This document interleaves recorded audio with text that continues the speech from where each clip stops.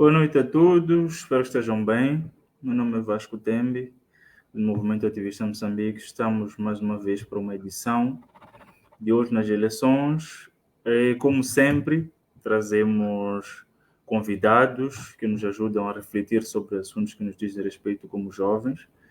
E não podia ser diferente, dessa vez trazemos Denise, Ivone, igualmente trazemos Josito, que juntos vamos discutir sobre as últimas incidências das eleições. Como todos sabem, estamos na reta final das eleições, da campanha eleitoral, e achamos que é um período muito importante para nós, como jovens, refletirmos sobre os manifestos e tudo o que está em volta desse momento eleitoral importante. E todos estão aqui, peço que ao entrar, como sempre, dizemos, entra, partilhe o link com amigos e familiares, juntos vamos discutir os assuntos que nos dizem respeito. Para começar, Denise, boa noite, seja bem-vinda, como está? Muito obrigada, boa noite, obrigada pelo convite. Eu estou bem, espero que todos também estejam bem. E estou ansiosa por esta tertúlia, não é? Com os meus pares, nesta conversa. E é sempre um prazer poder falar para o movimento ativista e que bom. Muito obrigado, Denise. Prazer é todo nosso. E agradecemos agora por ter aceito o nosso convite. Só estamos à espera do Zito e vamos encontrar já a discutirmos os nossos assuntos. E para começar, Denise, gostava de saber de si como é que está a ver a campanha eleitoral e na sua primeira intervenção, quais podem ser os aspectos que pode nos trazer? Bem, a campanha eleitoral foi intensa e cada vez mais a dar espaço para a campanha digital, não é? O que é muito bom. Estamos a ver aqui uma diversidade, não é, de meios com os quais os partidos políticos vão entrar em contato e, coincidentemente, né, que é o nosso foco hoje, a juventude, a juventude está mais a migrar pelo mundo digital e foi uma campanha que abraçou muito estas novas ferramentas, não só pelo uso só das próprias plataformas, mas também pelos vetores destas mesmas informações, das próprias campanhas. Né? Vimos ali o uso de influencers, de várias modalidades, não é? Então, foi uma campanha que foi muito diversa e chegou a vários pontos. Teve um incidente, por acaso, durante a campanha eleitoral que chamou a atenção pela negativa, não é? Que foi a questão da fixação de panfletos em lugares impróprios e até o uso também aparentemente, não é? Para não estar aqui a acusar, de meios públicos para que se fosse fazer essa campanha, o que é completamente contra os princípios eleitorais, não é? Então, carros, viaturas, não é, do Estado a serem usadas de forma a favorecer algum partido neste momento também marcou esta campanha eleitoral, não é? E que isto de certeza cria este precedente e esperamos que nós nas próximas vezes tais coisas não aconteçam. Sobre a poluição, sobre a poluição, não é? Já é uma coisa que já temos estado a ver há bastante anos, não é? Em Moçambique, sempre que a campanha eleitoral é sinônimo de sujidade nas nossas cidades, a fixação de panfletos de forma desordeira e muitas das vezes até em lugares de instituições públicas. É normal ver nos muros dos hospitais, muros de instituições públicas, afixados lá panfletos que não deveriam, por razões óbvias, estarem ali afixados. Houve também recebi denúncias de movimentos criativos, como a Maputo Street Art, a Beira Street Art, que fazem esse trabalho lindíssimo de pintar as nossas cidades com murais, com desenhos, e que tiveram, infelizmente, os seus panfletos vandalizados por pessoas de partidos políticos sem nenhum respeito pela arte, sem nenhum respeito pela cultura e acabaram desta forma vilipendiando essas formas de expressão artística e deixando as nossas cidades, né, no plural, da forma como ficaram. Tirando isso, os seus manifestos eleitorais, acredito que em alguma parte nos seus comícios fizeram chegar a sua mensagem e não me lembro, não estando em Moçambique, mas apesar de estar a acompanhar o noticiário, aparentemente até então foi uma eleição não muito marcada, foi uma campanha, né, não muito marcada por incidentes violentos, o que é muito bom para os direitos humanos, área pela qual estou a me especializar. Teve, sim, lembro que no início da campanha, mas nada que embora as vidas sempre são importantes, não é? Mas questões de violência explícita e de forma consistente, acredito eu que não houve, salvo melhor informação. Desta feita, a minha avaliação é positiva e negativa pelos pontos que deixei aqui ficar. Obrigado, Denise. Pegando no ponto da vandalização das obras artísticas, e principalmente falou de Maputo Street Art na Maputo Street Art e Beira Street Art, como é que olha numa situação em que os manifestos dizem ou prometem valorizar a arte, valorizar toda a produção artística e criativa, Exato. e são os mesmos partidos a vandalizarem essas obras? Qual é a sua visão nisso? E seria uma ilusão o que eles prometem e o que É, fazem? já somos céticos em relação aos manifestos eleitorais, porque nós já temos, como moçambicanos, já temos aquilo, é só para o inglês ver, é campanha que se está a fazer. Então já partimos desse pressuposto, mas quando é escancarado desta forma, quando escrevem vamos valorizar a arte, vamos valorizar o ambiente, e são os primeiros a manchar esses próprios princípios, já nos dão aqui algumas ilações sobre como pode vir a ser a sua governança, não é? Isto é um tiro contra o próprio pé. E de certeza que marca para os bons entendedores e para os que vão votar de forma consciente, não é? Isto marca. Se eu sou alguém que se preocupa com o ambiente, por exemplo, sou uma artista também que preocupa-se com as artes, quando tu me trazes ali um currículo e dizes, olha, eu gosto de pintar também, e de repente és o primeiro a vandalizar. Gosto do ambiente limpo, és o primeiro a sujar. Isto dissocia a própria imagem da própria coisa que fala. Então, é uma completa dissociação dos ideais às práticas, e isso de certeza pode pesar para aqueles que votam de forma consciente. Agora, os simpatizantes sempre vão votar, sabem sim, que é campanha, aquele que falar melhor ou que já convenceu pelos motivos que já convenceu, históricos e etc., sempre vão votar. Mas para quem realmente vota de forma consciente, isso pesa e pesa muito. Obrigado. Espero que todos percebam o que está a acontecer e compreendam, e de forma crítica, até eu acho que gostaria de ver um frente a frente ou qualquer coisa que fosse possível para nós fazermos as perguntas aos candidatos. Seria Exato, interessante nós, exato. como jovens, sabermos deles o que, Ficamos que aguardando, não é? Ficamos aguardando este frente a frente. Outras democracias já têm estes momentos em que os candidatos podem defrontar-se e podem receber também perguntas da audiência, perguntas da própria juventude, mas ao que temos estado a assistir, parece que não vai acontecer este não duelo, mas esta reunião, não é? Que temos ali, ouvir o debate. Vamos continuar a ver os Pablos Marçais no Brasil, ver os Donald Trump ali, e aqui em Moçambique acredito que não seja desta.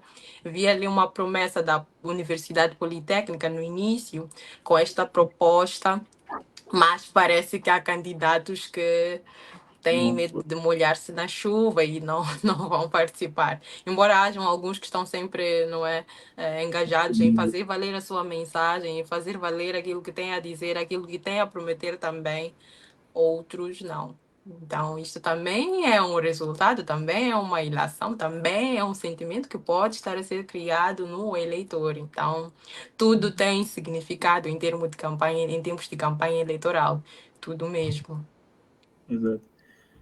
Vamos aguardar. Hoje é dia 1, dia 9 temos eleições. Acredito que nesse pouco tempo não teremos esse frente a frente. É. E infelizmente não teremos outros candidatos. Mas indo ao tema, principalmente a questão que devia preocupar a todos nós como jovens, é saber da Denise, vendo os manifestos, o que lhe veio em mente, sentiu-se situada nos manifestos ou percebe que somos jovens para fazer campanha, para provocar barulho, a fixar panfletos, sermos o número da campanha, mas nos manifestos não estamos lá. O que é que achou no geral? Bem, em forma de manifestos, como eu disse no início, o que está escrito sempre causa ceticismo pela própria história do nosso país. Já são lá muitos anos de democracia e temos a experiência de ter lido coisas que nunca se concretizaram. Então, já há este ceticismo. Vou ler para que isso? Ou estão sim ali no comício a falar muito, mas na prática nunca acontece. Temos, por exemplo, a situação de vias de acesso que nunca foram construídas, mas foram massivamente prometidas várias vezes. Quem é que nunca ouviu falar do teleférico que nunca chegou em Moçambique? Mas foi prometido, assim como várias coisas que têm sido sempre veiculadas por via de manifestos eleitorais, por via de comícios, por via de muitas promessas que são feitas aos eleitores, e isto não causa mais impressão a ninguém. Hoje em dia, com a inteligência artificial, já fazemos manifestos dignos de Oscar, mas na hora de fazer, a prática é onde vem. Assim, aqui que eu vejo em alguns manifestos, que houve um cuidado de tornar as promessas um bocadinho fazíveis e tornar o eleitor crítico também mais munido de ferramentas para ver, será que isto é possível no tempo que há de ter, fazer, acontecer?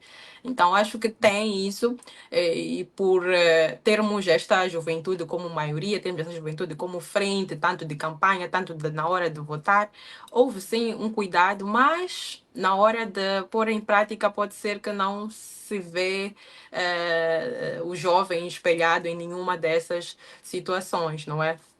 Temos um país, infelizmente, com muita gerontocracia.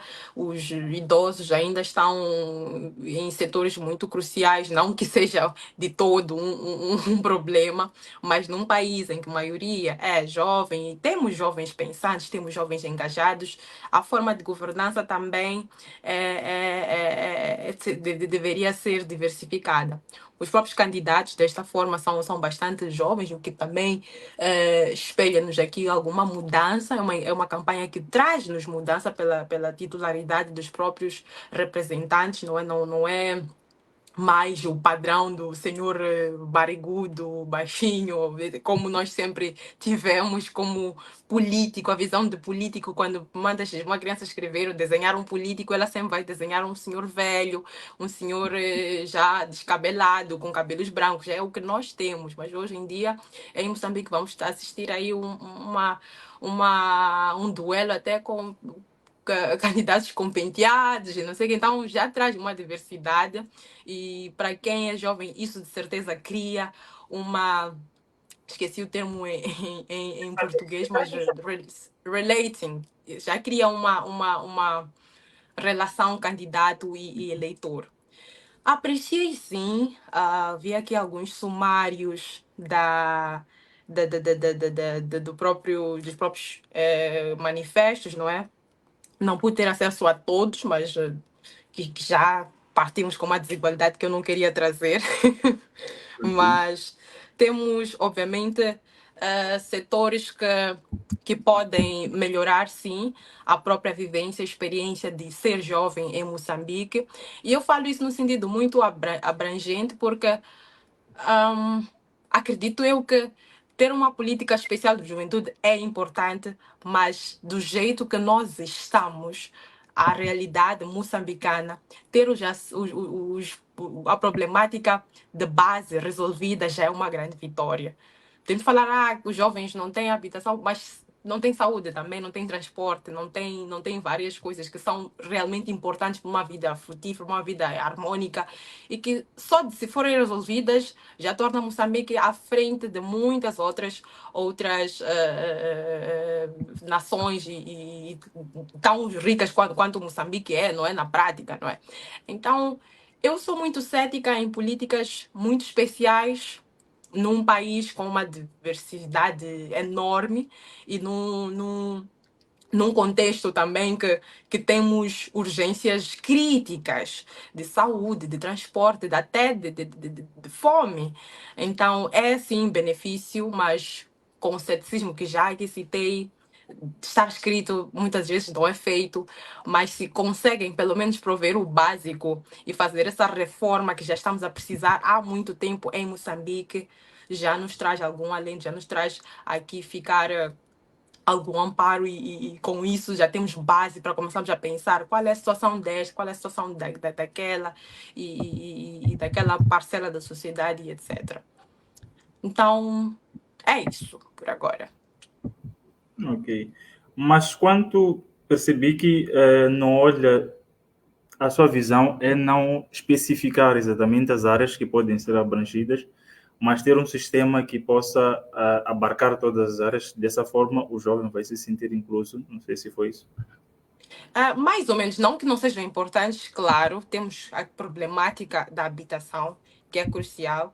A força trabalhadora em Moçambique, que é jovem, também não está a ser muito espelhada nas políticas. Temos um salário mínimo irrisório e que traz, de fato, consequências, porque fazer uma política, digamos, que abrange todos os setores, já é abranger por si própria o próprio jovem em termos trabalhistas, em termos de saúde, em termos, claro que há áreas muito mais específicas, mas nós somos maioria e isso já já já é por si próprio. Sorry, já pedirem aqui o link. Já é por si Não próprio sei. uma não estava a receber pedidos do link da Ah, nossa ok. live. Eu não Ok. sei se conseguiu mandar-me. Bia partilhei. Posso voltar a partilhar agora?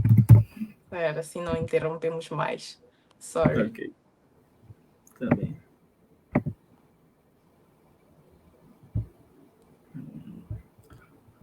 Tá bem, já está. Pronto. Enquanto também aguardamos o Zito, provavelmente ele vai entrar daqui a pouco.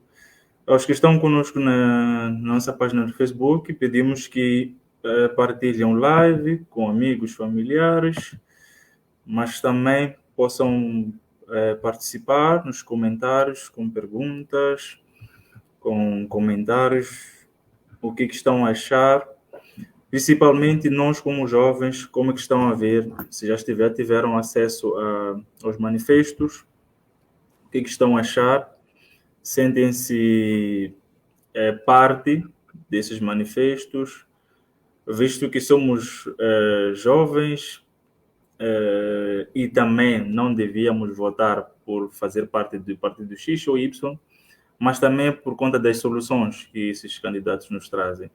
Exato. Então, gostava de saber de vós nos comentários o que estão a achar.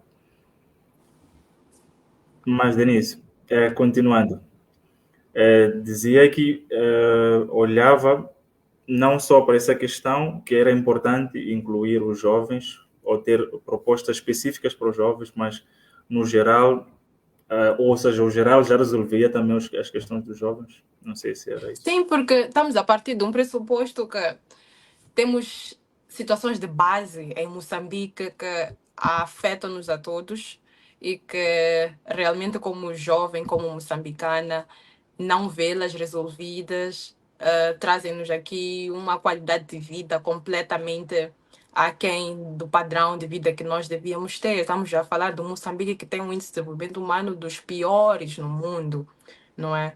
Dos piores. Isso é que traz-nos algumas ilações.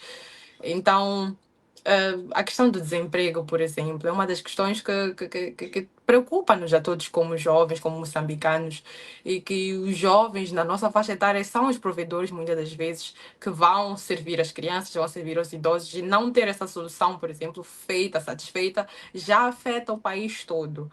A educação de base, para chegarmos à educação do ensino superior, por exemplo, que é onde vamos dizer que que a camada juvenil está inserida hoje em dia já é um problema, porque o problema do jovem lá no ensino superior não começa lá, começa na Sim. educação de base. A educação de base que nós temos hoje é o que vemos, livros a atrasarem.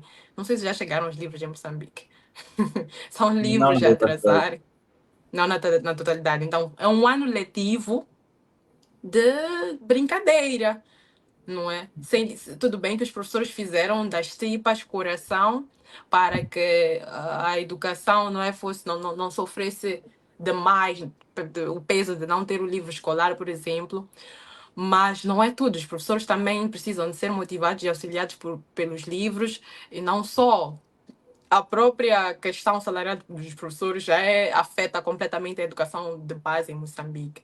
Estamos a ver infraestruturas que nunca são construídas. Somos um país que está completamente a ser várias vezes mergulhado em tempestades que sempre afetam as infraestruturas e a educação vai sofrendo com isso. Ainda sentamos no chão em Moçambique. Ainda fazemos exames de desenho no chão. E alunos da secundária fazerem exames de desenho no chão. Então, é de base. Chega no ensino superior, qual é o tipo de educação que se espera? A melhor possível. Ainda que seja, a base fica aquém. Eu trabalho muito com bolsas de estudo, por exemplo, e o que se pode ter como ilação é que o jovem moçambicano não está preparado para ir estudar depois numa Cambridge, porque não foi preparado de base. Não foi. Há muitas vicissitudes que acontecem desde o início, que vão acompanhando esta até a idade da juventude, e que, por sinal, quando chega a velhice, já é uma fase que por si própria já nem consegue o tal pandar, que é o lema da juventude hoje em dia. Então, eu acredito que há muito por se pensar numa conjuntura muito harmônica, numa conjuntura mais abrangente possível, e que a juventude só vai se beneficiar se nós começarmos a olhar também destes panoramas. Porque falar só, o ensino superior não está acessível. E o ensino básico, como é que está? Será que isso não influencia depois no ensino superior? Então, é mais esta perspectiva que eu gosto de ter, mais holística, não que não sejam importantes políticas especiais, mas num patamar em que estamos, a base não está boa para construir qualquer coisa que seja lá em cima. Okay. Obrigado, Denise. Zito, boa noite. Seja bem-vindo. Obrigado por estar conosco. Acho que está no mute, não consegui ouvi-lo.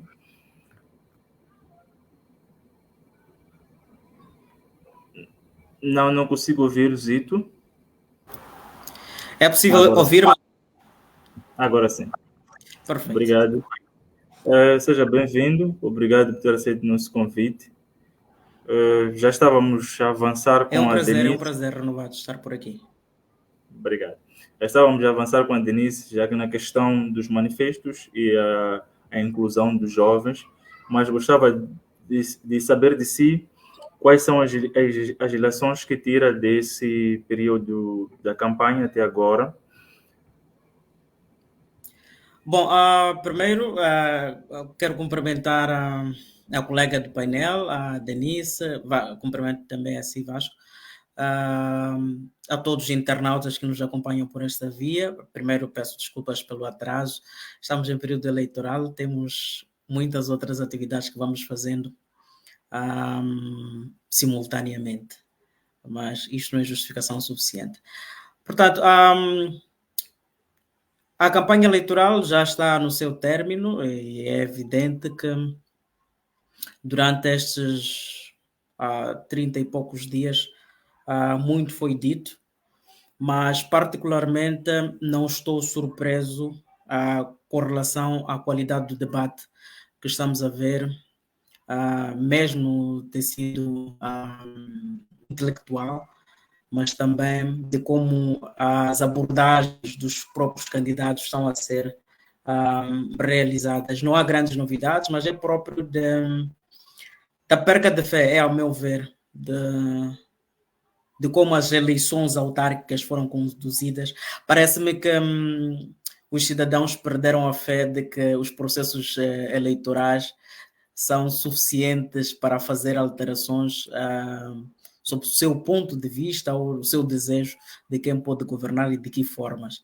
Parece que esta ideia foi muito bem cimentada pelos órgãos eleitorais, de uma parte, mas também pelas instituições de gestão de todo este processo, incluindo o Conselho Constitucional, de que, afinal, não se ganham eleições nas urnas, mas sim na secretária. É o que vimos nas últimas eleições autárquicas, onde, com evidências claras, alguns partidos políticos, principalmente da oposição, não conseguiram governar. E penso que isto tem um reflexo direto nesta campanha eleitoral, onde estamos a ver que a participação ativa de cidadãos, particularmente aqueles que não têm posições políticas, diminuiu grandemente. As pessoas, como fazia referência inicialmente, perderam um pouco dessa fé de que esses processos mudam alguma coisa na vida delas. Mas voltando para a questão que eu colocava inicialmente sobre a qualidade do debate, não há absolutamente nada de novo que está sendo prometido por qualquer um dos candidatos sobre um futuro que se queira brilhante para todos nós. O Partido Frelimo é um copy-paste do manifesto passado. O Partido Renamo, pelas posições, as últimas lutas que existiram internas, mas também que resvalaram-se um bocado sobre aquilo que a população, o cidadão comum pensava ser a alternativa em Moçambique, a grande decepção que foi a eleição do Sufo Momada para continuar a conduzir os destinos da Renamo. O Lutero Simango é um pouco apático com relação a tudo. Venâncio Mondlane é uma esperança, principalmente hoje para a juventude, mas também está muito aquém, pelo menos para mim, daquilo que eu acho que poderia ser oferecido, principalmente aos jovens, como alternativa. Portanto, este é o cenário. Claro que nós estamos a registrar grandes situações de violência, como se registrou no passado. Esta configuração vai alterando um bocado. Mas também pode ser que essa participação fraca dos cidadãos neste processo de alguma forma esteja a influenciar. Nunca vi uma eleição, desde que participo ativamente em processos iguais como esta. Obrigado, Zito. Eu acho que também compreendemos essa situação, mesmo nas eleições, na campanha passada, para as eleições autárquicas, vimos mais barulho do que esta vez. Então, acho que é algo que deve se falar e nós, como jovens, vermos também eleições para tirar para as próximas eleições, porque dessas já não temos muita coisa. Mas, continuando consigo, Zito, gostava de saber de si como é que está a ver os manifestos. Acha que espelham algumas preocupações dos jovens e como é que isso... Qual é a sua visão quanto aos manifestos e às preocupações dos jovens? Em princípio, penso que é um pouco mentiroso de quase todas as partes, porque produzir um manifesto sob 4 paredes, ser uma consulta prévia aos próprios jovens, não se faz programas de governação excluindo os próprios jovens deste tipo de processo. Portanto, eu apreciava se esses manifestos sofressem pelo menos uma questão prévia, que seria criar-se condições para auscultar diretamente os jovens. E os jovens não estão na OJM, não estão na Liga da Juventude de nenhum partido. Os jovens estão cá em Quelimane, no Brandão, no Isídua, bairros recônditos, e têm esperanças. Há jovens que têm o 12º ano de idade, que não está a pensar claramente, possivelmente a esperança já lhe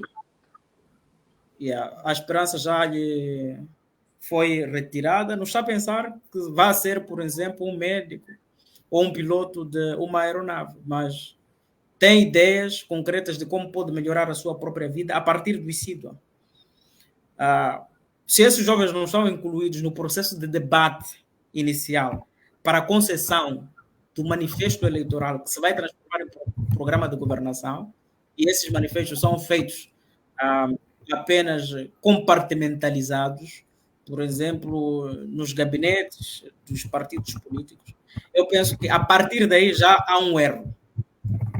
Dizer que se vai incluir os jovens no processo de governação, nós já ouvimos essas promessas, não é destas eleições apenas. Não é só do Partido Frelimo, o partido que governa o Estado, que dirige o Estado, mas também já ouvimos de partidos da oposição, de que a nossa agenda é a juventude. Mas na hora H, como é que isso se materializa? É muito difícil.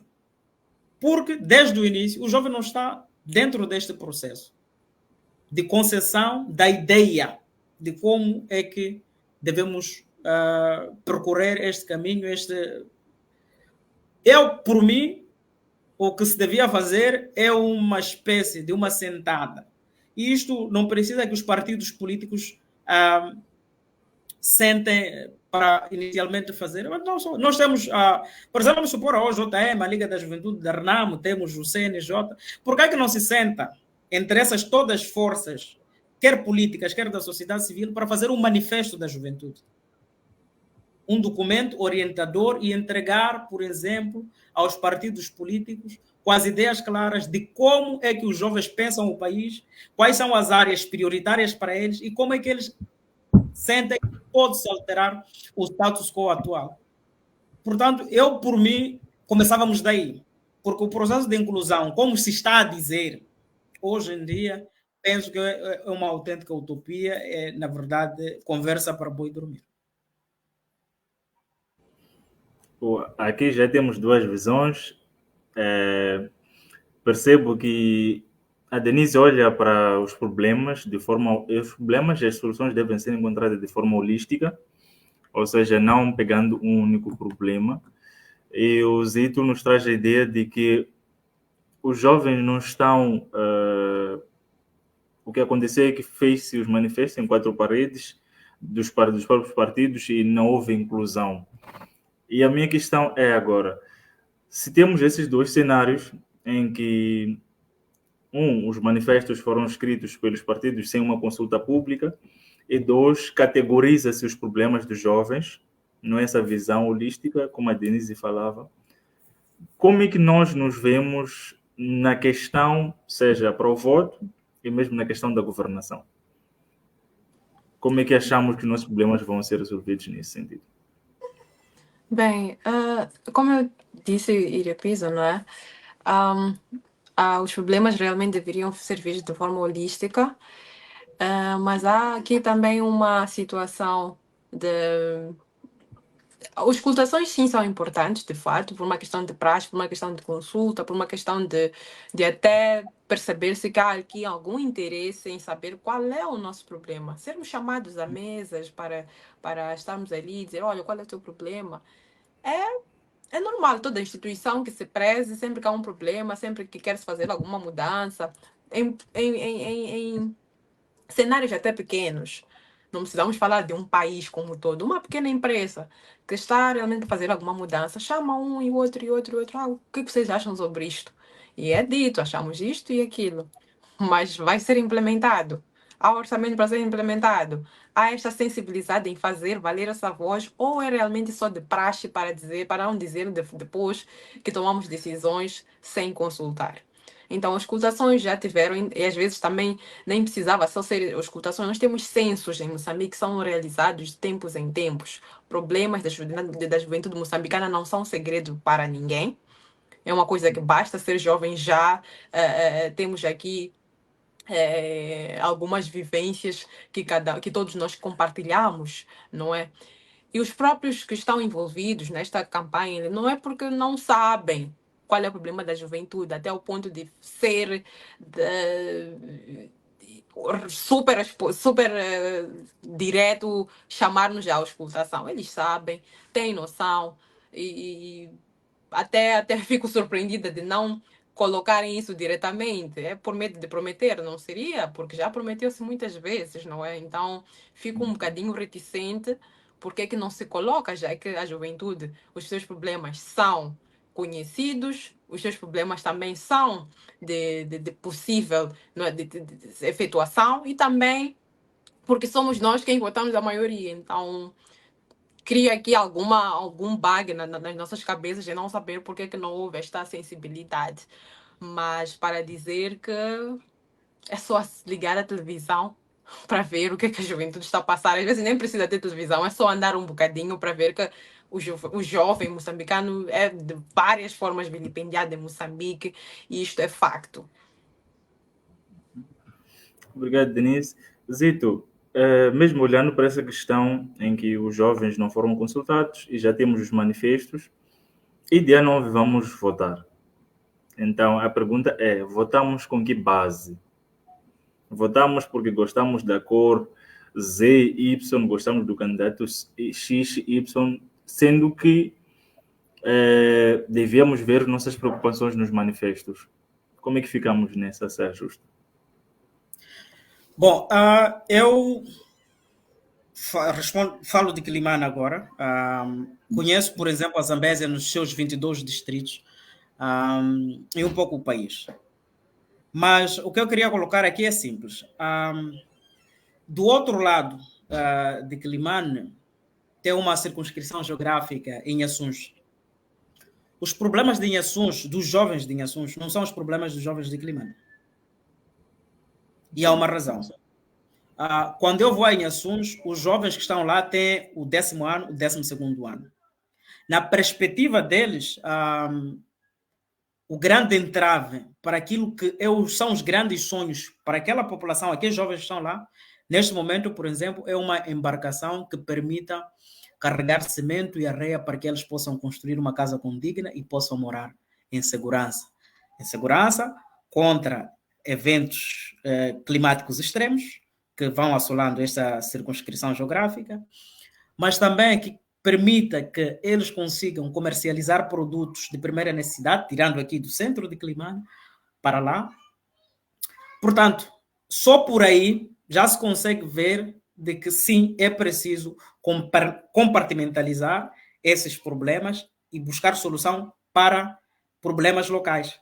Se olharmos para o país no seu todo, claro, os problemas são esses, é problema de emprego, é questão de educação de qualidade, e vamos em muitos outros sítios. Mas se queremos começar a resolver com genuidade, com certeza de que estamos a impactar na vida das pessoas, o impacto não precisa ser gigantesco, enorme. A força de vontade só de uma pessoa, um grupo de jovens, sair para plantar cerca de 200, 300 árvores, que pelo menos 70 vão dar seus frutos daqui a 15, 20 anos, já é um passo. Portanto, quando eu defendo de que é preciso sentar com essas pessoas, porque assumo que os problemas de cada grupo de jovens que está na Maganja, que está em Pebane, que está na Beira, que está em Dondo, etc., são problemas totalmente diferentes, tendo em conta a realidade local. Mas, claro, eu concordo com o ponto de que, sim, os problemas dos jovens são os mesmos, só que muda a configuração, um fio pequeno da realidade. Agora, os manifestos estão lá, aparentemente, como se tenta ver, não há grande coisa a fazer. Sim, senhora, grandes coisas a fazer no dia 9 de outubro. E o que é isso? Ver manifesto a manifesto. Não vamos apenas cingir-nos nas questões das televisões, dos tempos de antena. Geralmente são discursos emocionados. São questões que as pessoas às vezes falam no calor do momento. Não há documento para depois ir. Pelo menos eu tenho feito em algumas dessas ocasiões clipping, não é? Buscar as promessas. Por exemplo, o nosso governador da província da Zambésia prometeu na sua última eleição muita coisa por cá. Estradas de um ponto para o outro, para a dinamização da economia, prometeu infraestruturas de alto nível, prometeu água potável. Nem sequer 5% dessas promessas ele cumpriu. Qual seria a razão, por exemplo, de um jovem voltar a votar em Pio Matos? Nenhuma. Porque os compromissos que ele firmou, não é só apenas com os jovens, mas também com a população no geral, ele não conseguiu cumprir. Eu, a princípio, está claro que eu, particularmente, não dou rodeios, é uma questão também que ele sabe, eu não votarei nele. Por quê? Mentiu-nos, mentiu o tecido empresarial, ele está a fazer negócios de empresas privadas da família dele com o Estado. Puro nepotismo, corrupção, abuso de poder, de cargo e função. Esse tipo de pessoas eu não votaria nele. E não vou votar. Particularmente, porque eu vou tocar na Zambésia, eu vou tocar em Quilimane. Os outros candidatos têm as suas valências, mas é preciso ter cuidado também. Porque há muita falácia, há muita poeira a ser jogada para os olhos dos jovens e vamos caindo feito patos em conversas que não tem absolutamente nenhum sumo e não há certezas de que há um compromisso, porque os políticos hoje em dia o que fazem de pior é isto: brincar com a esperança das pessoas, brincar com a vontade, o anseio que as pessoas têm, para depois deixar as pessoas em alto mar. Os últimos 10 anos do presidente Inhosse, pelo menos, são disso exemplo. Obrigado, Zito. Obrigado, Zito. Denise, gostava de ouvir de si com que base vamos votar no dia 9? Visto que já temos essa estrutura criada e o Zito já avançava o que ele pensa. Denise, o que tu acha? Primeiro, concordar também com o Zito. De fato, vejo que as nossas abordagens encontram-se sempre. É preciso, sim, ter uma visão holística, mas uma visão específica também é muito necessária. Eu também tive a oportunidade de viver e conviver com a população concretamente em Quilimane, mas pude conhecer a Zambésia e sei que são muito, muito fora daquela que era a minha realidade em Maputo. E o jovem de Maputo, de muita certeza, não vai ter os mesmos anseios a serem escritos e também em Quilimane ou na Zambésia ou em outro ponto do país são completamente diferentes. Aí vamos começar a pensar, será que o tempo de campanha eleitoral é curto? Será que não tem de fazer viagens a todo Moçambique todo? Será que o dinheiro é suficiente? Será que o tempo é suficiente? Criam-nos aqui muitas questões sobre isso, mas acredito que se é que concorreram, isto já estava a ser visto há muito mais tempo e se não se fez, também falta de interesse em saber realmente o que é que está a acontecer e é realmente importante. Agora, quanto ao que esperar? Bem, dizer que a campanha, que os manifestos eleitorais até acho um bocadinho elitistas, no sentido de, num país como Moçambique, só poder ter acesso a um PDF é uma coisa que realmente é para alguns, não é? Nem todo mundo teve acesso por escrito, nem todo mundo teve acesso a estes manifestos. E até os próprios. O que chega ao eleitor o mais comum possível é um panfleto com dizeres e cores partidárias. Aqui estou a ver maçaroca, aqui estou a ver uma galinha, aqui estou a ver isto. É o que chega àquele eleitor, no máximo dos máximos, quando agraciado por um comício na sua cidade, a de ir lá ouvir a prosa de sempre, a prosa das mudanças, que muitas das vezes também não são feitas. Outro caso é o acesso a estes pequenos tempos de antena que uns têm, outros não, para poder ouvir o que é que está lá a ser prometido para informar, não é, a sua decisão no próprio dia da eleição. Então, cada eleitor tem a proporção, segundo as suas próprias possibilidades, daquilo que é o que está a ser prometido, e é com base nisso que, evidentemente, vai votar. Tirando isso, temos o próprio eleitor histórico, não é? Que vota porque o papá disse que tem que votar aqui, por toda a minha família, vota neste partido, já é uma cultura. Por acaso, até tem um cargo aqui, então manter esta continuidade neste partido é necessário e por isso vou votar. O que está escrito de manifesto, se disseram que vão matar todos em Moçambique, se disseram que amanhã acabou o hospital de graça, pronto, isso não interessa muito, o interesse é que tem que manter esta continuidade. Também temos esses eleitores. Há os eleitores que também foram prometidos a mesma benesse de que quando este partido chegar ao poder, evidentemente, quando este candidato chegar ao poder, vai ter isto e aquilo. Então ele também vota por estes anseios de ver lograr os seus intentos de melhorar um bocadinho a sua vida. Há uns que se compram até mais fácil, uma camiseta, uma capulana, também joga um bocadinho, faz alguma diferença na sua vida naquele momento e é por isso que também vai votar.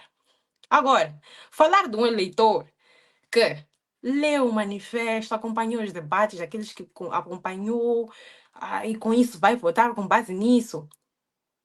Nem quero perguntar qual é a proporção que vocês acham que existe em Moçambique desse eleitor. É ínfima.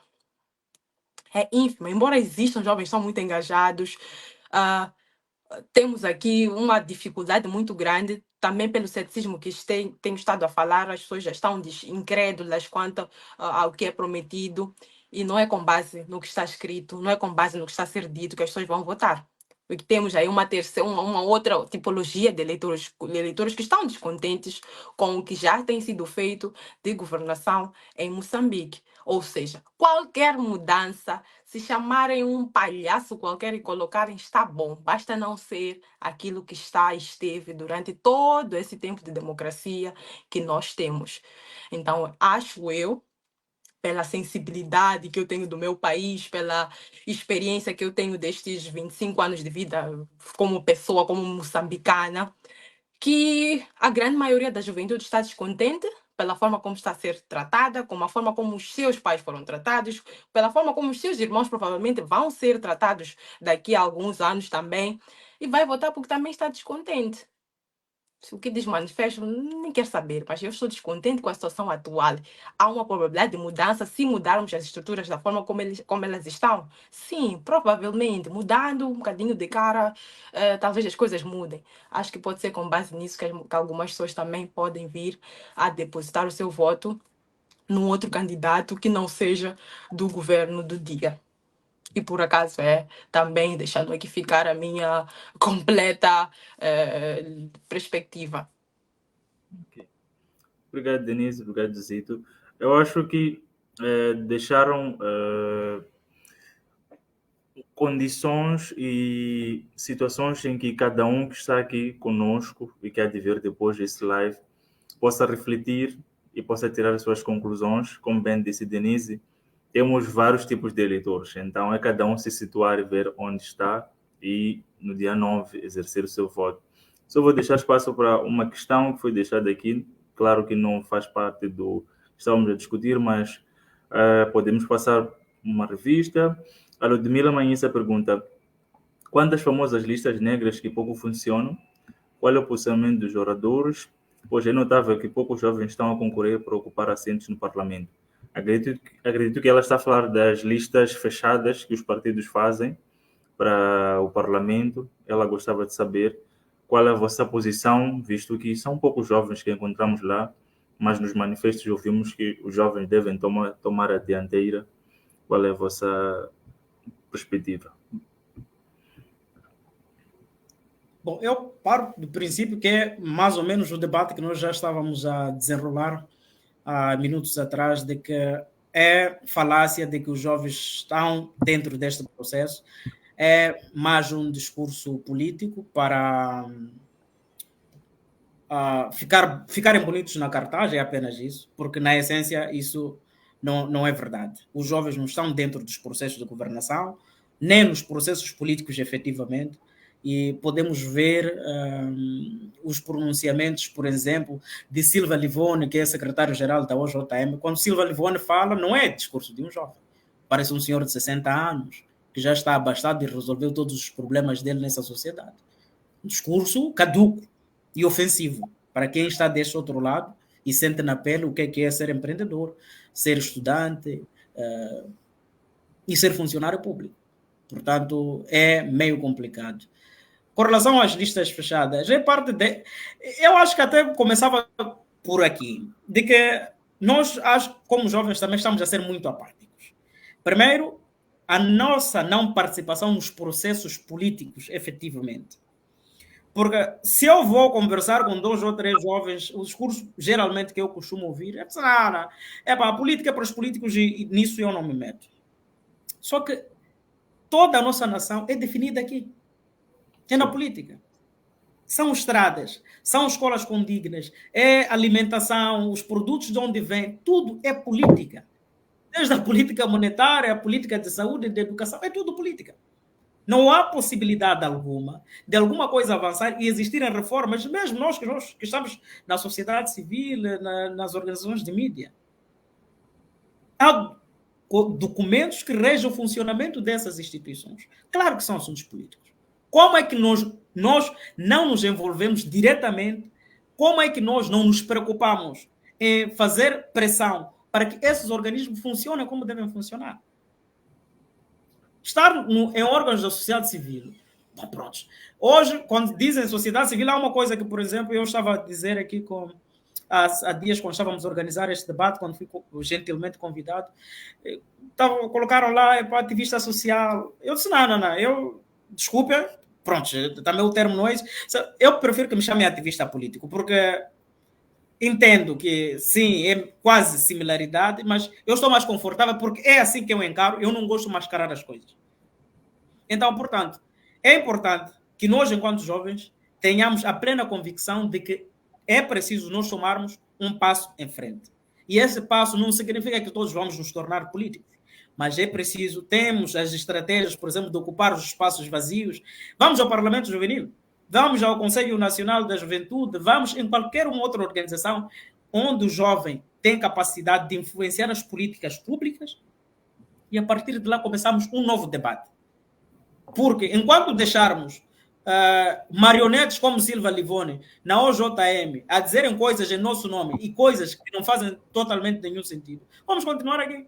É Silva Livoni talvez que levou aquelas propostas para o Partido Frelimo e a dizer as coisas que disse e a prometer os empregos talvez que prometeram há alguns anos com o Oswaldo Petersburgo, que ninguém viu. Nem sequer não conseguiram nos apresentar 2 pessoas que beneficiaram dos tais milhares de empregos. Então, é preciso nós ocuparmos esse espaço e começarmos essa luta, mesmo que seja na RENAMO, no MDM, na Nova Democracia, mas vamos para lá e é preciso nós estarmos lá e dizermos as coisas como nós pensamos.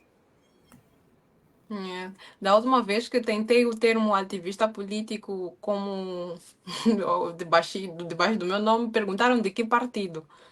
Então ainda é muito difícil termos essa nomenclatura. Mas não pode estar medo. A grande questão é esta, porque aqui em Moçambique fizeram 2 coisas. A primeira foi de terem nos martelado os cérebros de tal forma de que as mínimas coisas, as coisas mais simples, mais elementares, nós colocamos na cabeça que este é um problema.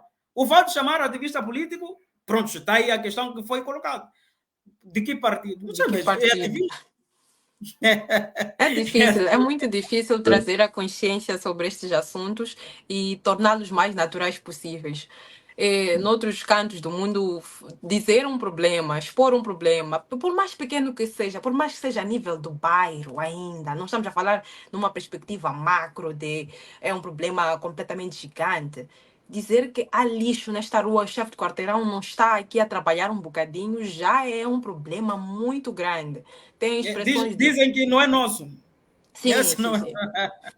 Tem expressões como olho contra governo, contra. Então é muito difícil se posicionar em Moçambique, é muito difícil até dizer, não, eu não tenho cores partidárias, mas estou preocupada com problemas do país. Se você, simples termos como ativista de direitos humanos, traz problemas, porque se é a favor de direitos humanos, então é contra a polícia que bate as pessoas, então é contra o governo que não está a fazer nada. Então você é perigosa, você é uma pessoa que quer desestabilizar o Estado, mas não, a pessoa está completamente preocupada com a situação dos direitos humanos em Moçambique que afeta a todos.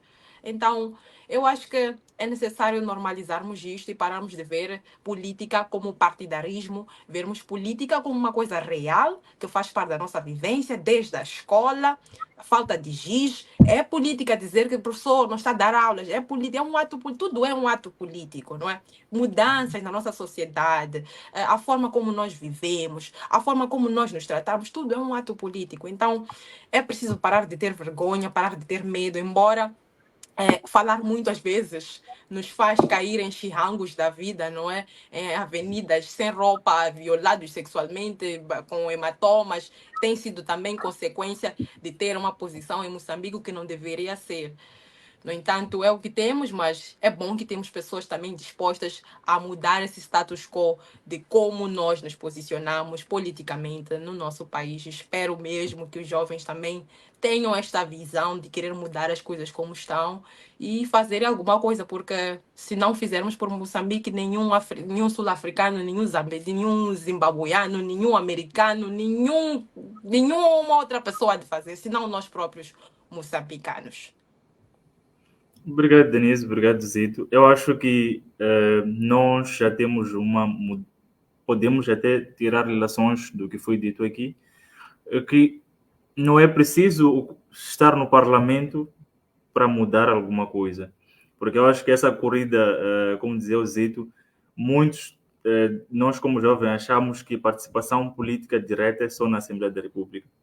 Então, temos vários espaços que nós podemos ocupar como jovens e vermos como somos esses agentes de mudança. Então, cabe a cada um identificar um lugar, cada um identificar uma causa.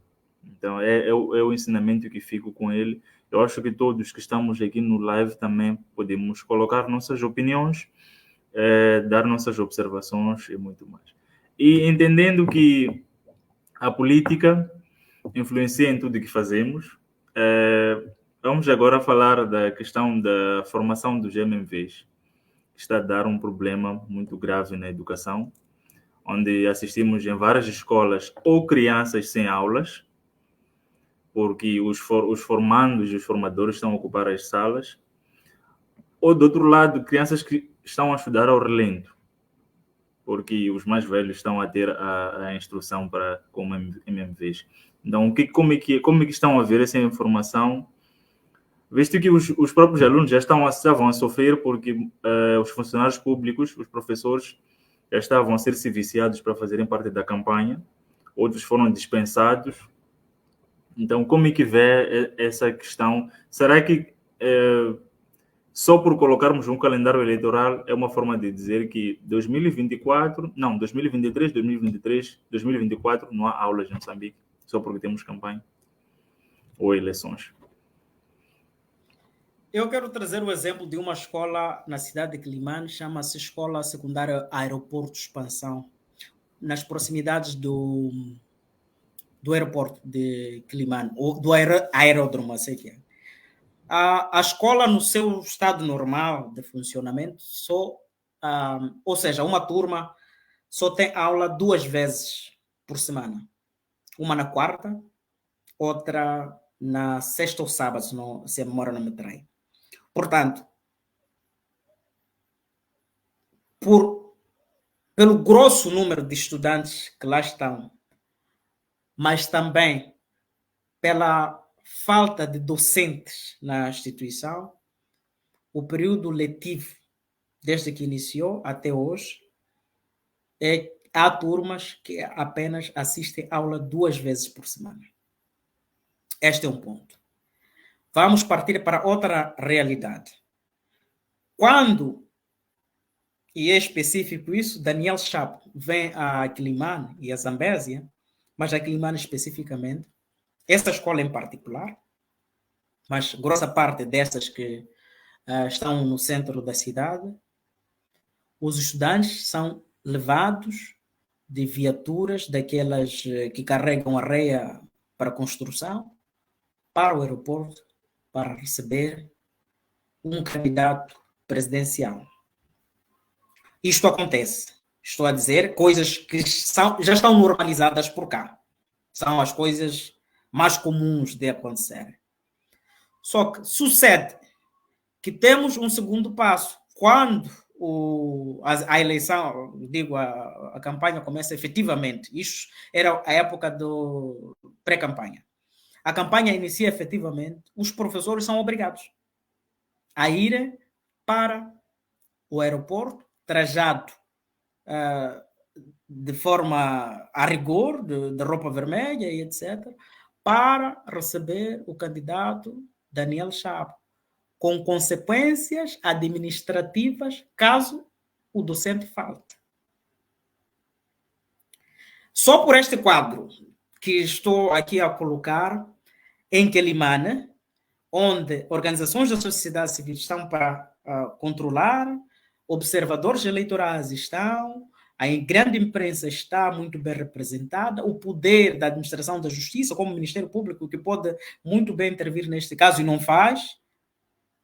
Imagina na Maganja da Costa, na localidade de Nambuí, que dista cerca de 60, 90 quilômetros do centro ou da administração local. O que é que deve estar a acontecer? É verdade que os períodos eleitorais não se trabalha e não se leciona em Moçambique. Isso é um fato. Eu acho que também... A pergunta foi bem feita, mas acho que era provocação mesmo para eu responder e colocar esse quadro. Porque a resposta é muito clara. Não acontece nada. As únicas coisas que talvez vais encontrar aberto aqui em Moçambique nesse período são bares, vais encontrar abertos os supermercados, as barracas, os sítios de grande interesse não estão abertos. Mesmo as instituições públicas. As próprias recepções estão às moscas.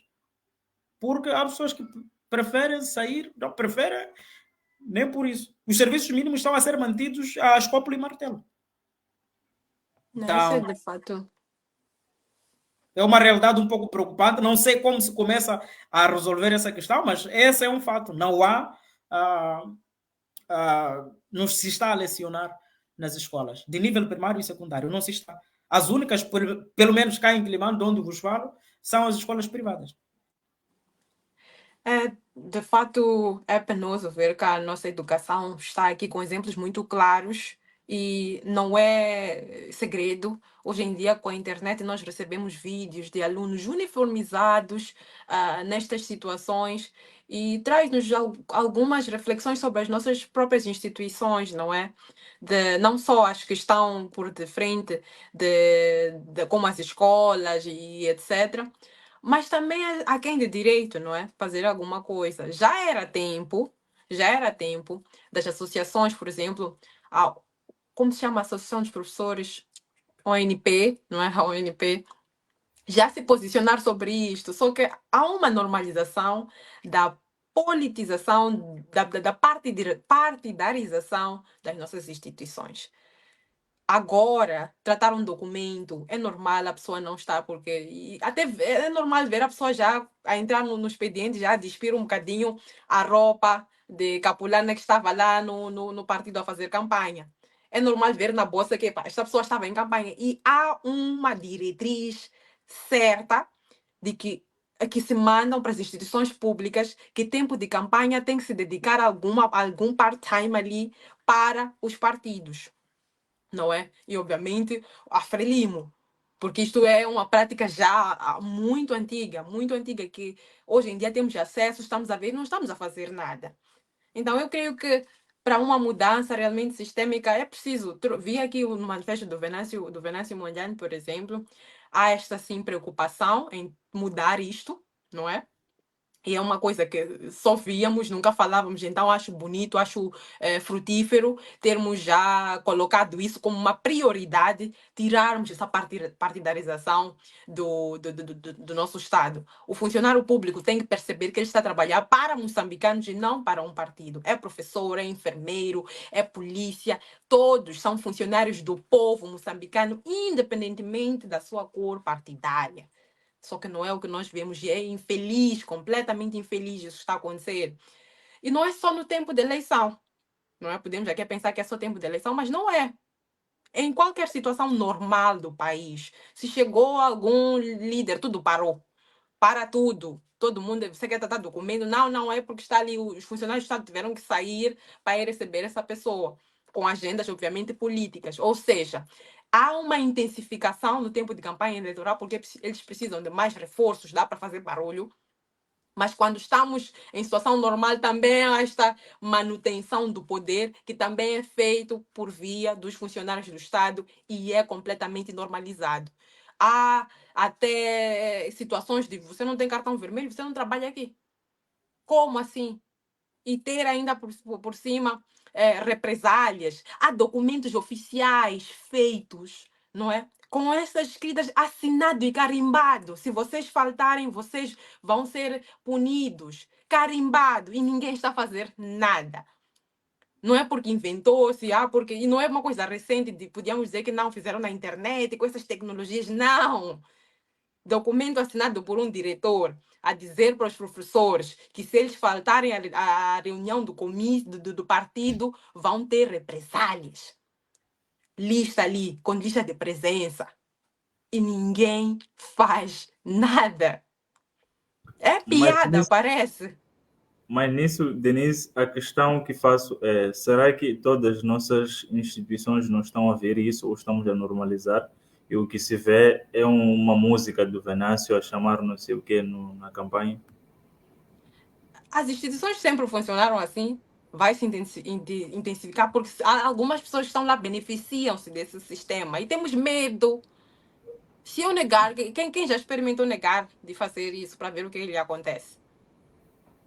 Se até quem não está dentro da instituição tem represálias, imagina quem está dentro e depende deste emprego, porque também não podemos, obviamente, não é uma posição boa, não é uma posição que também não quero vitimizar este professor que aceita isto, mas também não quero desumanizá-lo, não é?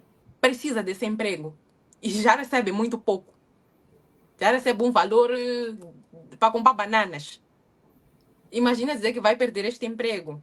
Então não vamos também pensar que nós temos que todos ser mártires, que vamos morrer pela causa. Às vezes a pessoa tem muito mais a perder, não é a causa. Se está a funcionar até hoje, se pelo menos no final do mês recebo o meu salário, mesmo com atrasos de 5 meses, mesmo sem pagarem horas extras, mas acho que se eu não for também, aquelas horas extras que estão a dever não vão me pagar nunca mais. Cria-se um sistema de dependência desse próprio sistema.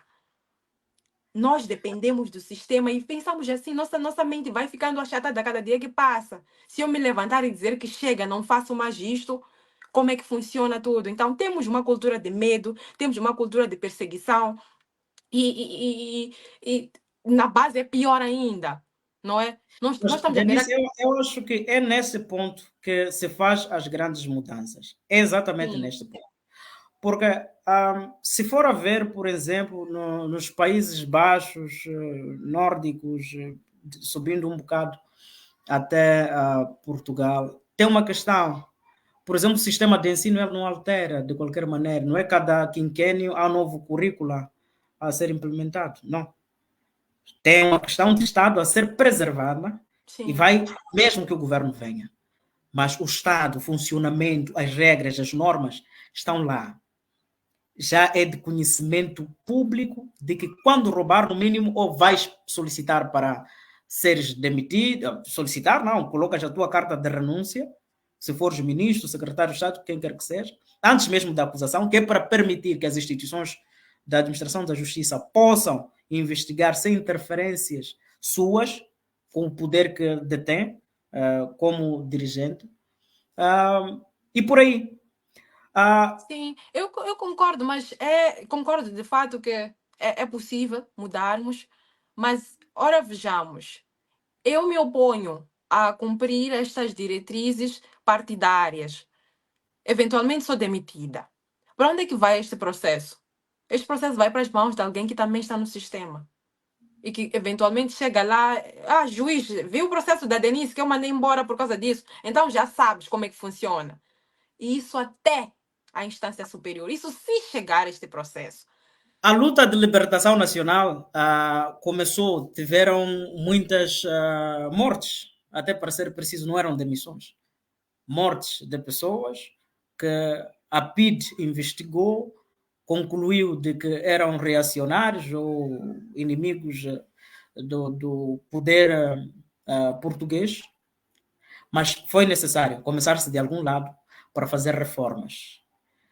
É pena que fomos substituídos por um outro colono, só que é da nossa cor. Mas é preciso olharmos essas coisas sem esses medos e essas amarras. Se não consegue, primeiro, é preciso. O problema, tem uma coisa quando cheguei aqui ao debate e falaste muito bem, a questão do ensino. Se no ensino primário teve a transitar de classe com múltipla escolha, não consegue formular uma ideia por si só até o terceiro, quinto ano, não consegue ler e escrever um ditado, uma redação. Então, sim, esse tipo de cidadão no ensino secundário vai ser defeituoso, no ensino superior vai ser defeituoso. Porque, em princípio, não tem capacidade, não criou, não foi suficientemente municiado para produzir conhecimento. Ele é uma caixa de ressonância de discursos de terceiras pessoas. Significa que mesmo gosto de pegar um livro de 120 páginas e metodicamente colocar 10 páginas por dia para ler, ele não vai conseguir fazer isso. Por quê? Desde a escola ele não estava a ler. Não foi introduzido a este mundo Hoje é romântico talvez dizer, pronto, a leitura abre mente e etc, etc. E nós vimos na pandemia que nós tínhamos pessoas constantes de livros lá atrás, muitos, mas na verdade não li algum. Eu já conversei com inúmeros, não lia nenhum, mas era só essa ideia de que, pronto, vamos fazer de conta. Nós já não podemos fazer de conta. O grande problema é a nossa panela. Não vamos com algo, não vamos fazer de conta. Porque se foi bem formado, seja mestre em ciências políticas, seja licenciado em direito e etc., há de ver que o teu problema, no fundo, não é trabalhar no aparelho do Estado. Se foi bem formado, consegue arranjar empresa sua, criar projetos, concorrer a iniciativas localmente, internacionalmente, porque está capacitado e pode fazer essas coisas. São muitos jovens que estão aqui em Moçambique que fazem. Se juntarem 7, 10 professores de uma escola, criam projetos que possivelmente até vai render mais do que ganham atualmente no aparelho do Estado. Mas agora, não pode, de forma alguma, se reduzirem, se colocarem numa posição em que não conseguem efetivamente dizer as coisas como elas são, reclamar daquilo que são os seus próprios direitos. Vi pessoas foram reclamar que não pagam horas extras, estão a ser transferidas para um outro lado, outros são mandados beber água. Que tipo de abuso é esse? E deixar passar. Não se pode... Como eu disse, a nossa panela não está a fazer mais mártires. Na parte que lhe cabe, cada um tem que libertar o país na parte que lhe cabe. Simplesmente isso. Cada um tem que libertar a partir de lá. Não podemos deixar as pessoas... É que o grande problema é que 2 por 3, quem está a mandar, quem está a definir as políticas, São Malta Silva Livone, meu. Eu fico preocupado.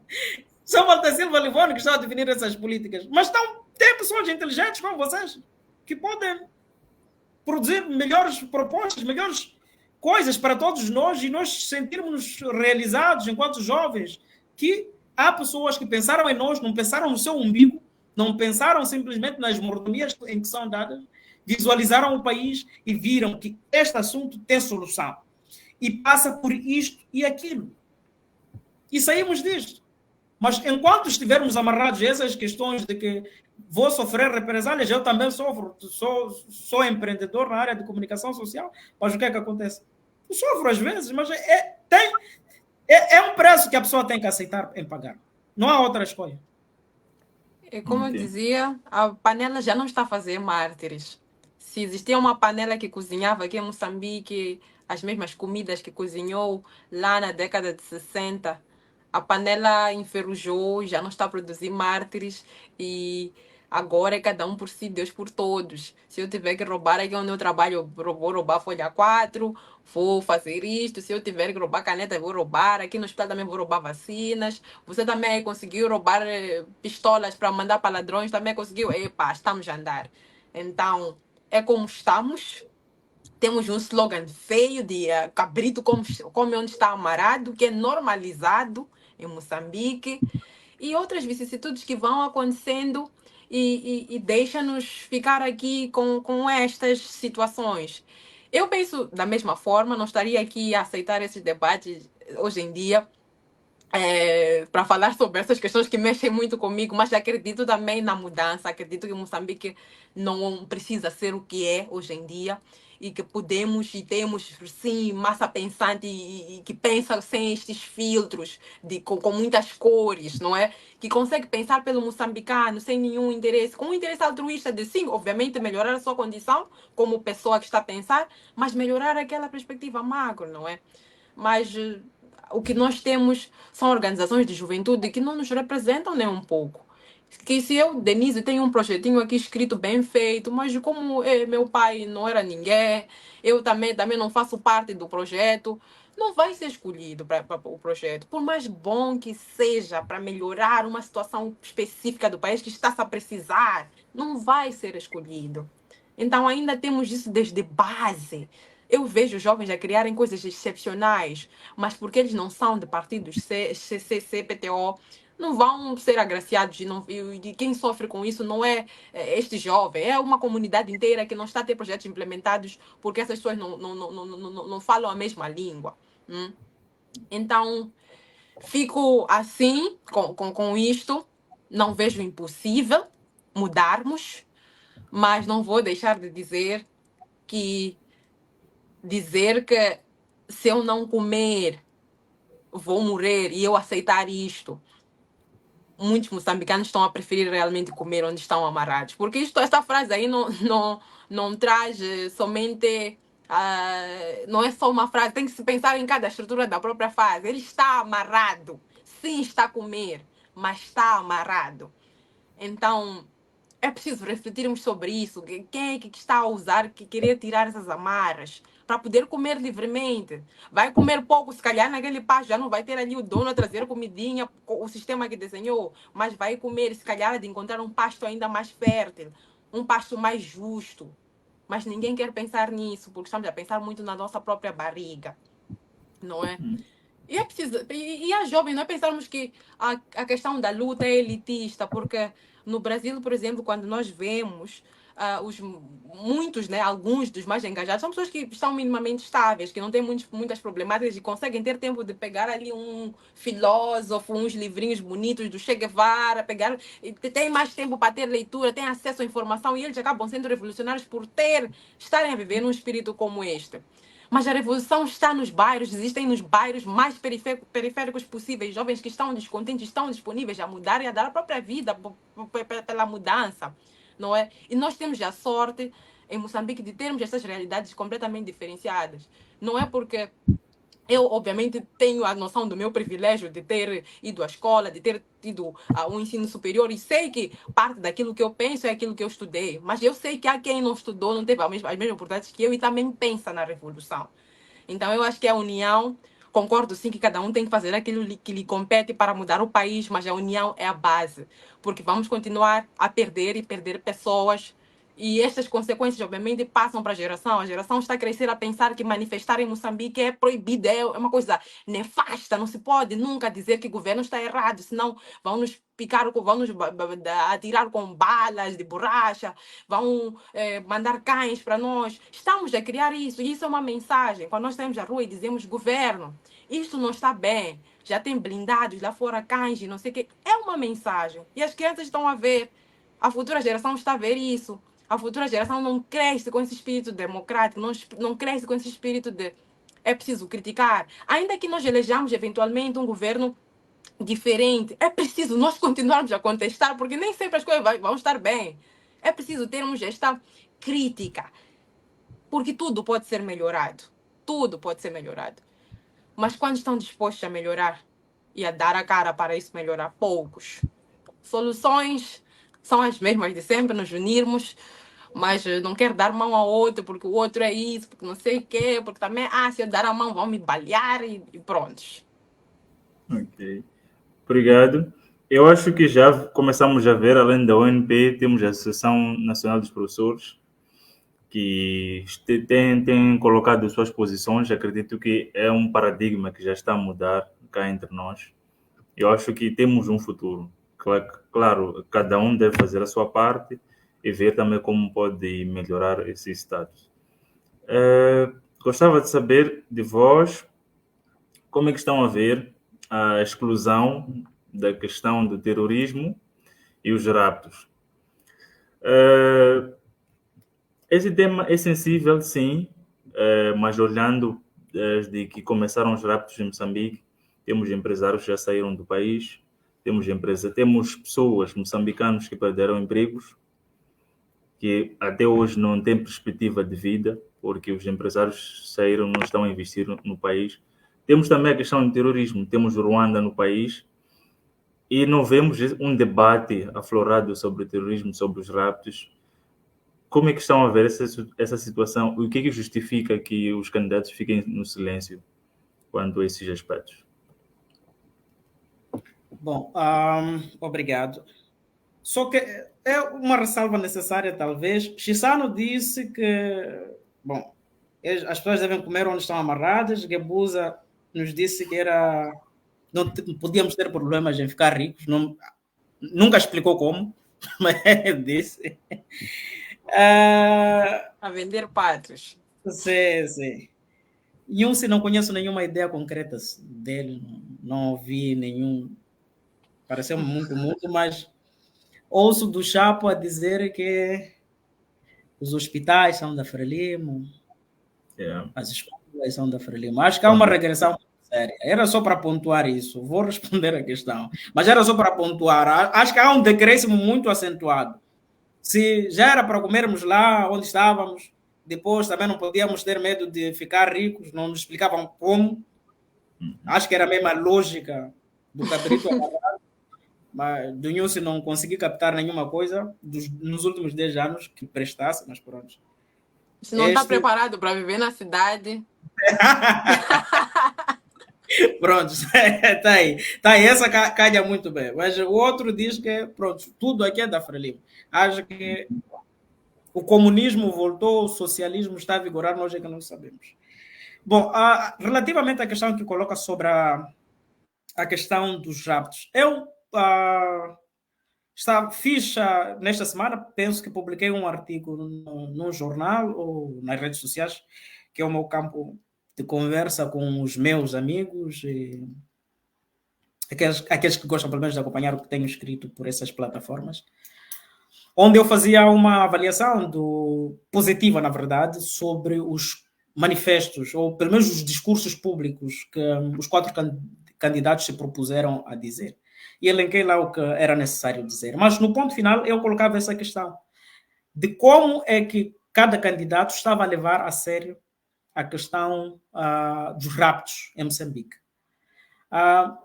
Muitos de nós pensamos, e não está errado que pensemos assim, que a nossa economia decresceu grossamente apenas pela contração das dívidas ocultas. Mas não. O impacto na economia, o impacto que os raptos tiveram na nossa economia é de proporções oceânicas. Muitos empresários de grandes empresas, não estou a dizer as médias com 20, 30 ou 50. Se estamos a falar de 100 para cima, esses empresários saíram do país. Outros foram morar à África do Sul, outros foram a Portugal, outros estão em Dubai, não querem fazer negócios aqui. Porque o Estado gangsterizou tudo isto, encontrou formas de colocar novos atores neste cenário todo. Primeiro, não é um assunto político. Por quê? Por que nós temos a questão dos raptos? É a ausência do Estado. É a completa ausência de Estado, de direção. Um chefe da República, comandante em chefe, que não sabe como operar todas as forças. E veja quantas forças nós temos. Há países que não têm a quantidade e as especializações que nós temos. Até GOI, Grupo de Operações Especiais, nós temos aqui. Que é para colmatar isso. Mas quando vamos olhar os noticiários, as grandes manchetes dos tabloides, afinal são os polícias que estão lá. Quem protege esses polícias? Essas armas levam de onde? Pelo que eu saiba, os quartéis, quando estás a levar a arma, tem que registrar que estás a levar. E quando volta, tem que apresentar munições.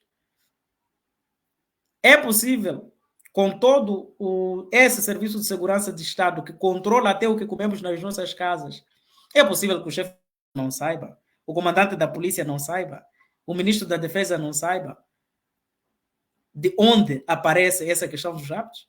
Por 10 anos consecutivos, ininterruptos? Penso que não. Acho que há coisas que nós temos que nos explicar para nós mesmos, talvez não vocalizar, porque tememos ser os próximos, mas essa é uma verdade. Os raptos sabe-se muito bem de onde estão a surgir e como estão a surgir. E é quem financiam esses raptos. Já vimos raptos acontecerem às 16 horas. Há 200 metros. É mais cedo, muito mais cedo. Sim, e com polícia na esquina. Exatamente, devidamente documentado. Carros devidamente registrados a matrículas. Com matrícula estampada. Alguns até bem identificados quem eram os raptores. Onde é que estão esses casos hoje? Qual foi o segmento, por exemplo, que a imprensa dedicou às organizações da sociedade civil? os magistrados, mas se houvesse vontade política, como é que o presidente da República se pronunciou com relação a esses casos? Como o comandante da polícia se pronunciou com relação a esses casos? Há um Vê-se que negacionismo. vê-se logo que operam sob proteção de uma força política muito grande. Este é o ponto, ou pelo menos a percepção de qualquer indivíduo de inteligência média craniana. É a minha percepção. Agora, com relação a Ruanda, esse é um pacote que nos vai custar muito caro. Eu fiquei muito feliz há alguns meses, quando o candidato da Frelimo, Daniel Chapo, ou pelo menos a imprensa vociferava assim, de que ele teria recusado acompanhar Nyusa Ruanda, em Kigali. Eu fiquei extremamente maravilhado. Senão, este senhor, penso que tem os pés no chão, sabe exatamente que esses acordos são nocivos. Volta e meia, ele foi a Ruanda. Para minha própria decepção. Que tipo de acordos? Ninguém conhece o acordo que existe entre Moçambique e Ruanda. Ninguém. Não é público.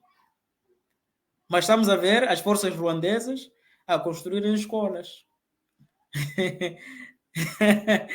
O que é que mais estão a construir?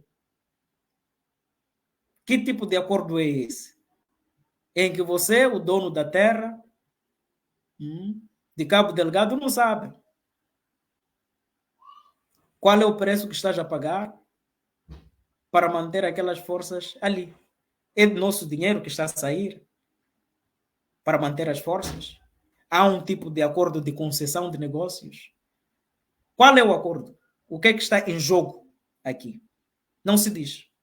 Então, eu olho todas essas duas questões, pelo menos, com extremo de sabor. É de fato preocupante. Vi em dias passados notícias de que os sequestros já não estão só cingidos à camada empresarial, os grandes magnatas que estavam na nossa praça, mas já estamos a ver resgates de 50 mil meticais. Isto significa que ninguém está salvo, não é? Ninguém está salvo. É um business de tráfico que está a acontecer. As táticas antes era roubar um celular aqui, roubar uma galinha ali, desviar um valorzito aqui. Agora, pessoa é bolada, não é? Então, isso é muito preocupante. Quando eu vi o valor dos resgates, fiquei.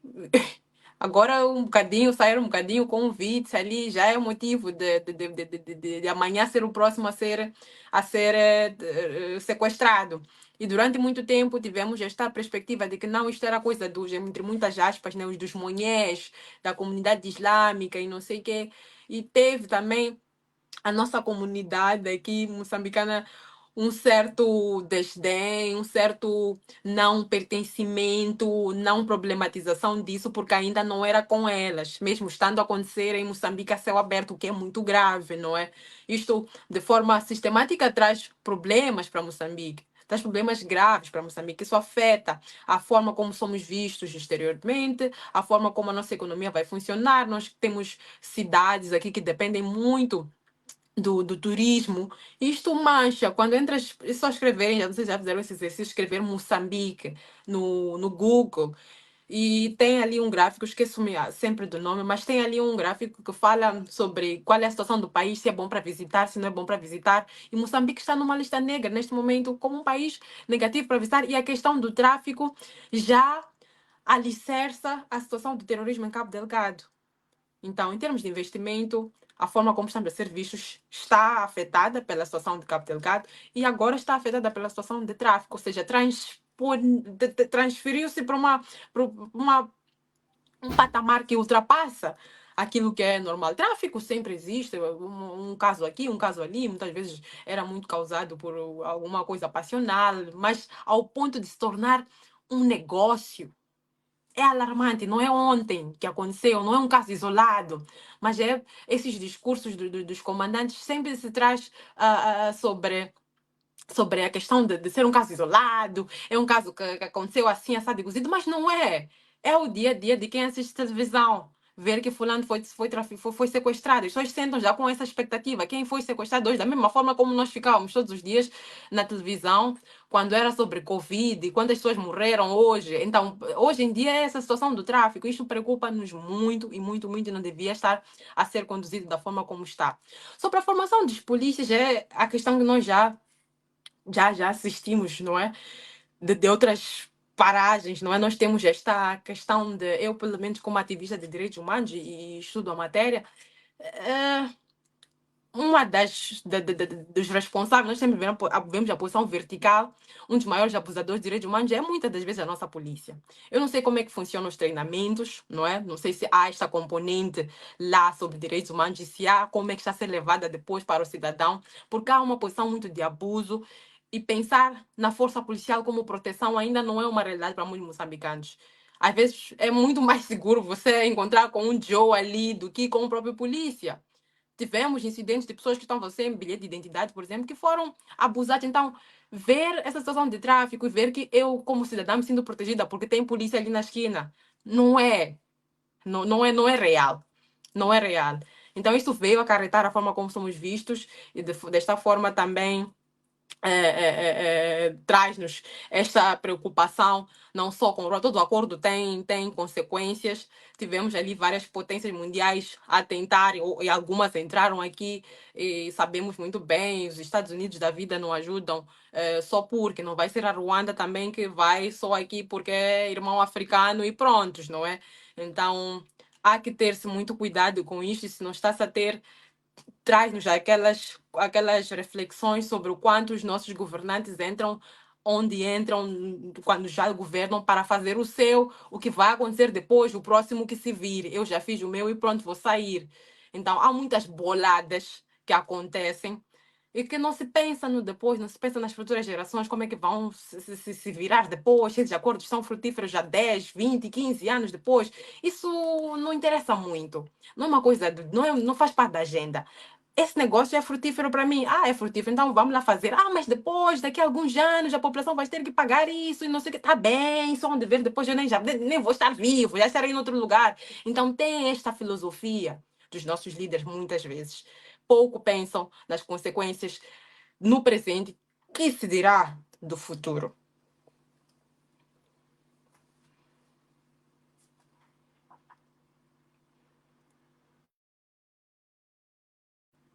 Denise, gostava de ouvir o Zito. Não sei se estão a ouvir. Consigo lhe ouvir perfeitamente. Obrigado. Então, essa questão para os dois, gostava de saber.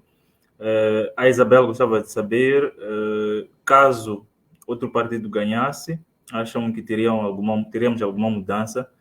Vou tocar precisamente nos dois últimos temas que falamos. Primeiro, porque o acordo com Ruanda foi feito na posição do partido Frelimo, e a questão dos raptos também estão a acontecer agora. Então, acham que teríamos uma mudança caso tivéssemos um outro partido a dirigir o país? E caso continue, vou acrescentar uma questão, caso continue o partido Frelimo, qual a perspectiva que dão a essa situação? Vendo o econômico, social e também nós como moçambicanos, como nos vemos e como queremos nos mostrar para o mundo. Obrigado.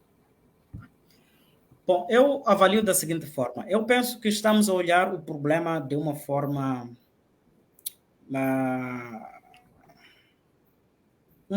ou pelo menos é a minha avaliação. Acredita-se piamente que o grande problema é a Frelimo. E de fato é, parcialmente, porque tem a responsabilidade de dirigir o Estado. Mas, a meu ver, é toda uma conjuntura aqui. Quando aceitas que um funcionário público te exija 50, 300 meticais para que o seu documento seja célere e não estejas na fila normal para adquirir o teu bilhete de identidade, você é tão cúmplice como a Frelimo. Esta é a primeira reflexão.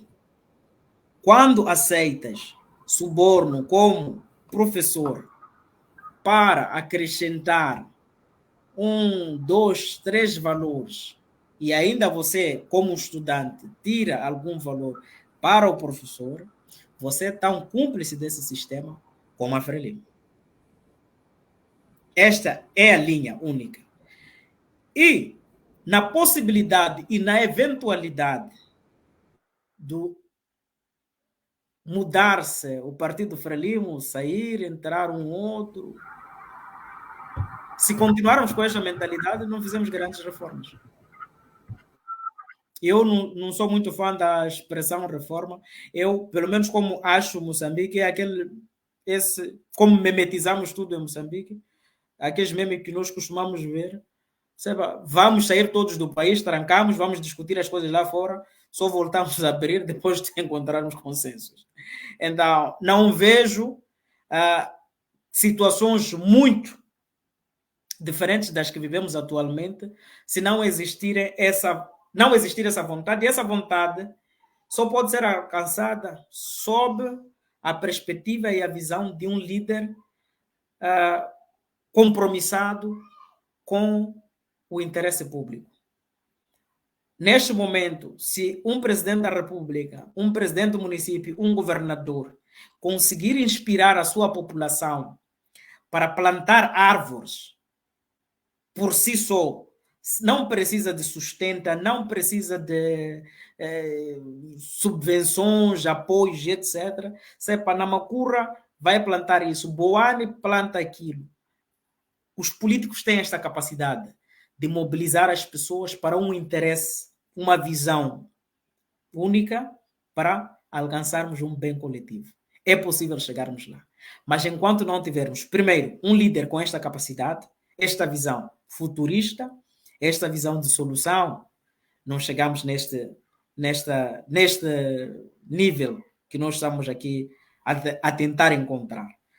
2, se a força política, eu acredito, por exemplo, há um discurso que eu costumo ouvir que é muito manhoso o discurso. Diz, por exemplo, não vai acontecer nada aqui, a oposição tem que sair mesmo da própria Frelimo. Os outros não vão conseguir. Numa perspectiva a desvalorizar de quem está do outro lado, numa clara intenção de que, pronto, só a Frelimo é que tem quadros que pensam o país, só a Frelimo é que pode encontrar soluções para este país, portanto, nem na RENAMO, nem no MDM, nem na Nova Democracia, nem no Podemos, não existem essas pessoas, mas é mentira. Nós vimos na Beira.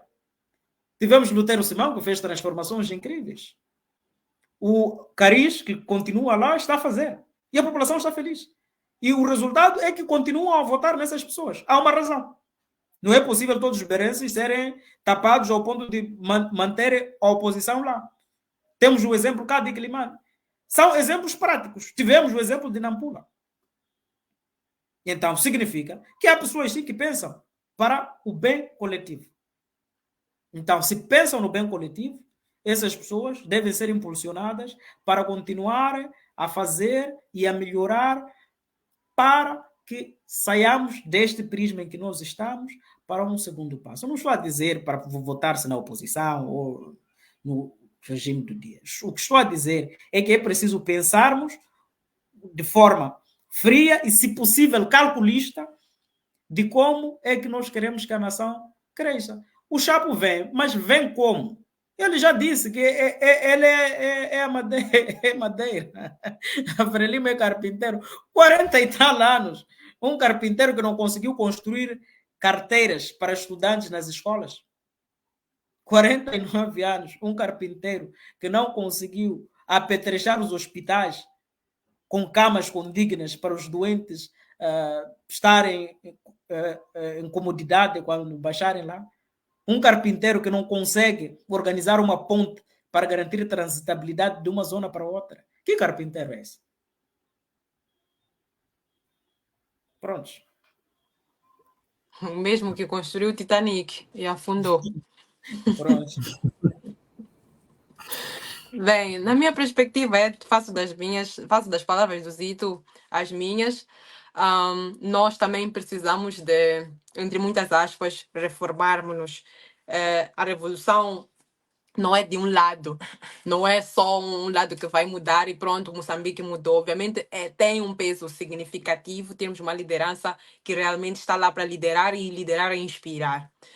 Mas muitos de nós fomos apresentados a questão do refresco em casa, né? Os papais é que nos deram 50 meticais para ir pagar na escola. A criança não apanha dinheiro sozinha para fazer corrupção lá. Então, se isso está enraizado e não há nenhuma consequência depois, vai sempre acontecer, independentemente de quem está lá. Só que também há esta disparidade em termos de poder de mudar as coisas. Se o nosso líder é o primeiro a dizer que está errado e caso ele descubra que esta coisa foi feita e dar represálias, neste caso falo das instituições, como é que conduzem casos de corrupção, como é que fica? Será que ainda tem esse pensamento de as coisas são como são e deixa andar? Então, é preciso, sim, termos lideranças que são completamente à parte disto, para que, quem sabe, a população também comece a se ver refletida nisso, porque educar uma população não é só dizer, não bate. Não, é preciso bater e depois ir para a cadeia e aprender que na força que não pode bater. Então, há esta consequência que existe, não é? E que pode ser feita a partir daí. Como se diz na área criminal, as penas não têm só papel de punir, mas também de reeducar. Então, falando concretamente da corrupção, que é uma das coisas que mais afeta no nosso país, creio que uma liderança, para mim, é a base de tudo. E falta-nos de novo também, talvez por falta de estímulo, não é? Por falta daqui, sim, há pessoas que fazem o ensino, por exemplo, por paixão e inspiram muito, muito. Eu ainda me lembro até hoje do meu professor da primeira classe a ensinar boas práticas, a ensinar moral e cívica, a ensinar como ser um cidadão de valor numa sociedade. Mas que hoje em dia, epá, está muito difícil termos da base pessoas que inspiram. E não é uma coisa completamente alienígena. Como é que a pessoa vai inspirar se está com fome, se não tem condições, se não sabe se vai receber, se está com pagamentos atrasados, se não tem nem condições para dar aos próprios filhos, imagina para os filhos dos outros. Então, esta base também, que a criança passa a maior parte da vida dela com um professor. Ela na escola, apesar da família também ter um grande papel, porque a criança passa mais tempo na família, mas na escola, como é que está a ser incutido nesta população valores morais e éticos? Será que são transferidos? Será que são transferidos bem, para além da ciência e do saber ler e escrever? Se não, temos aqui um ponto por começar, para que nós possamos ver Moçambique realmente a florir. Uma liderança boa, uma educação de base também boa. Criar um líder, uma criança que é opinativa, que tem opinião, que sabe os direitos dela, sabe onde ir queixar se estiver errado.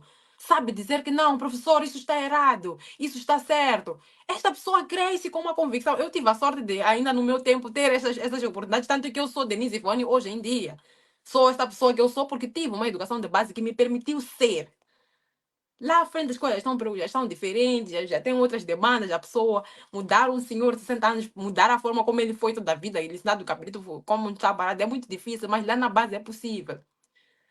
E sim, eu sou apologista à ideia de mudança, primeiro porque acho que houve muitas oportunidades aqui para mudanças internas. Sei que traz isso de que a mudança tem que vir daqui, porque não sei que quantas vezes tiveram essa oportunidade e não houve mudança. Então, não vamos aqui dançar a mesma música toda hora, mesmo sabendo que o DJ não sabe tocar.